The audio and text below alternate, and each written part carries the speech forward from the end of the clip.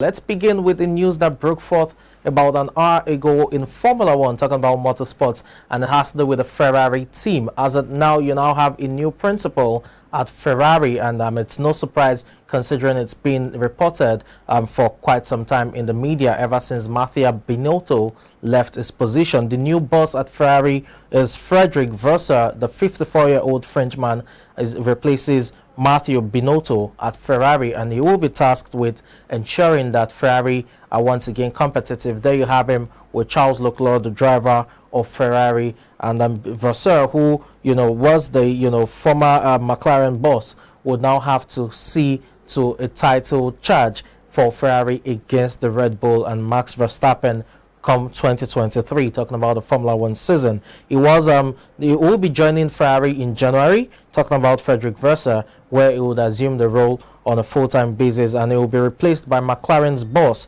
Adrian Seidel at Audi, and he will be heading up Audi's nascent Formula One program at Alfa Romeo and Sauber. So you should expect those administrative changes, not just for Ferrari but also for Alfa Romeo Sauber, where it will be McLaren boss Adrian Seidel who will be replacing him. Now it must be said as well that he was the managing director of Alfa Romeo Sauber since 2017, but will now replace Bonnitto at Ferrari. It will be intriguing to see if he can turn them into title contenders once again. Let's move away from there now and delve into basketball. Yes, it's for basketball. The NBA season still continues in terms of the regular season. I will begin with the Clippers against the Celtics. For the Boston Celtics, the best team in the NBA this season, with a 21-6 record, they got into the game at the wee hours of today, but it was a loss to the Celtics. They lost to the Clippers 113 to 93 points,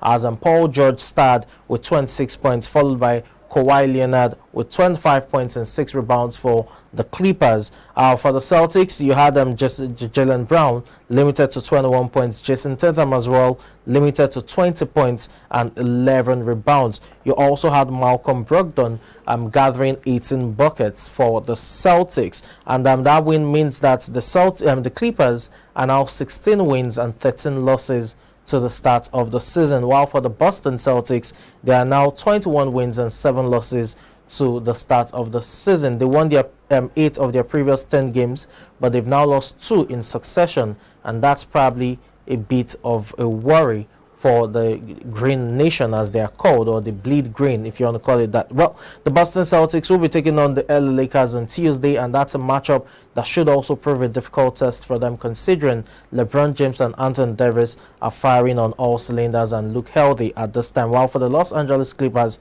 they'll be taking on the Minnesota Timberwolves on Wednesday. That's a matchup you should look out for.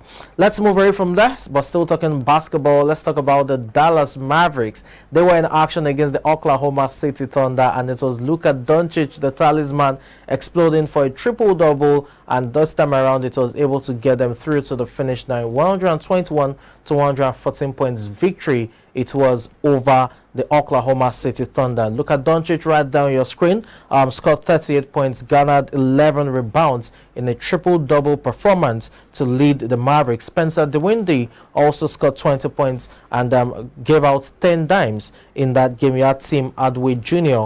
Contributing 20 points as well to the Mavericks' cause. For the Oklahoma City Thunder, it was talisman Shai Gilgeous-Alexander who top scored with 42 points. There he is on your screen for the Thunder team, but his 42 points outing wasn't enough to prevent them from a loss. So the Thunders are now 11 wins and 16 losses to the start of the regular season, while for the Dallas Mavericks, it's 14 wins and 13 losses to the start of the season. The Mavericks will be taking on the Cleveland Cavaliers next. That's another matchup you should watch out for. While for the Thunder, it will be Miami Heat on Wednesday. That's a game that should deliver all the goods, as it were.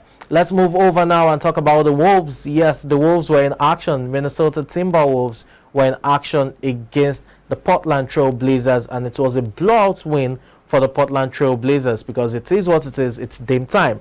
You had Damian Lillard, also known as Dame Time, scoring 38 points right there, and that bucket, or those buckets, moved him to within 102 points of the all-time scorers list in the franchise history of the Portland Trail Blazers. Your guess is as good as mine. This season, in probably the next 5 games, you expect Damian Lillard to break the record as the highest scorer for the Blazers in their history. You had the Minnesota Timberwolves. Leading the line for them was D'Angelo Russell with 23 points.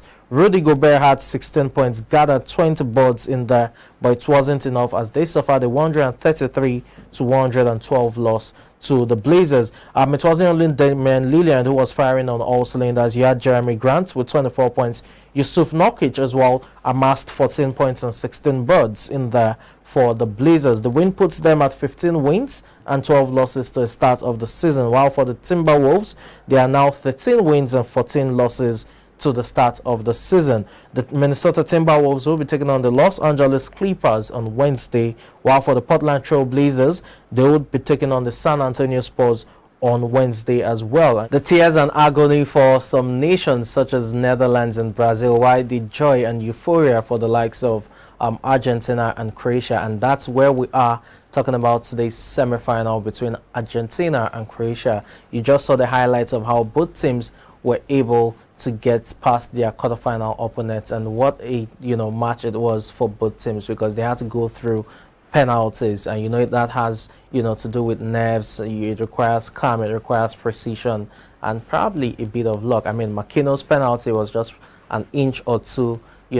off the mark itself. Could have gone in, it could have ricocheted off the post and also gone in as well. But it is what it is. Argentina and Croatia are here. For Lionel Messi and company, the dream lives on, while for Luka Modric, he will be hoping to lead the side once again to an unlikely final. Remember, the Croatians were finalists from the last edition of the tournament, losing by 4-2 to the defending champions France, who are also in the semi-finals. So let's run you through quickly some statistics concerning this match.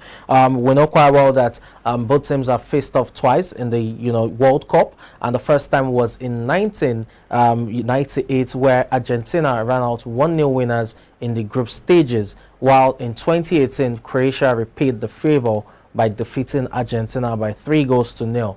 So if there's anything to go by, it means that both teams have what it takes to win. Well, Croatians will be feeling more like it, because they are the latest victors over their opponents. As I said earlier, that was in 2018. That's the last edition of the tournament. They ran out 3-0 winners against Brazil, while for Brazil, 1998, they defeated Croatia by a lone goal. Both victories coming in the group stage at the group stages of the competition. So it means that both teams go into this feeling like they are favorites for the win, though we know quite well that Argentina, I beg your pardon, are considerably the favorites to reach the finals. Well, talking about Argentina, you should also know quite well that they've won just one of their last 7 matches against European competition or oppositions, as it were, and that's probably a worrying start for so many. Now, one win in the last 7 games against